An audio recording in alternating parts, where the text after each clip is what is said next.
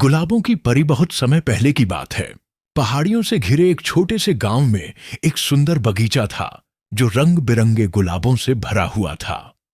गांव के लोग उसे प्यार का बगीचा कहते थे, क्योंकि चाहे कोई कितना भी उदास क्यों न हो, उस बगीचे की खुशबू उनके दिल को शांति देती थी। बगीचे के बीचों बीच एक पुरानी गुलाब की झाड़ी थी, जिसमें चमकदार गुलाबी फूल खिले रहते थे। लोग कहते थे कि एक परी उस झाड़ी में रहती है, हालांकि किसी ने उसे कभी देखा नहीं था। हर रात जब चांदनी फूलों पर गिरती तो गुलाब हल्के से चमक उठते, मानो किसी ने उनमें जादू फूंक दिया हो।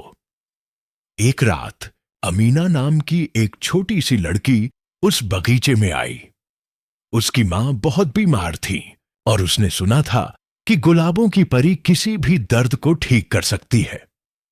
अमीना अपने हाथ में एक छोटा लालटेन लेकर आई और धीरे से बोली, गुलाबों की परी, अगर आप मुझे सुन सकती हैं तो मेरी मां को ठीक कर दीजिए। कुछ पल के लिए सब कुछ शांत हो गया। फिर एक हल्की सी हवा चली और गुलाबों की पंखुड़ियां उसके चारों ओर घूमने लगीं। तभी चमकती हुई गुलाब की झाड़ी से एक नन्ही सी परी निकली, जो गुलाबी और सुनहरी पंखुड़ियों के वस्त्र पहने हुए थी। उसके पंख ओस की तरह चमक रहे थे। मैं गुलाबों की परी हूं, उसने मीठी आवाज में कहा। छोटी बच्ची, तुम क्यों रो रही हो? अमीना ने आंसू पोंछे और परी को अपनी मां की बीमारी के बारे में बताया।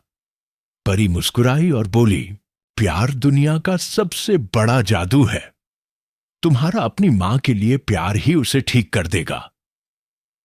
परी ने एक गुलाब को छुआ और वह गुलाब सफेद होकर कोमल रोशनी से चमकने लगा। यह गुलाब ले लो, परी ने कहा। इसे अपनी मां के पास रखो और सच्चे दिल से प्रार्थना करो।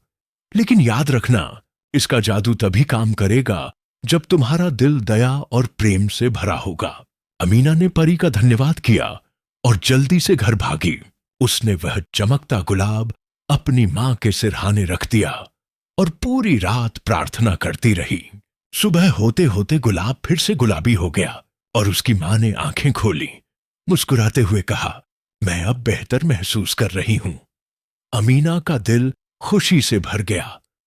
वह दौड़कर फिर बगीचे में आई ताकि परी को धन्यवाद कह सके, लेकिन परी वहां नहीं थी।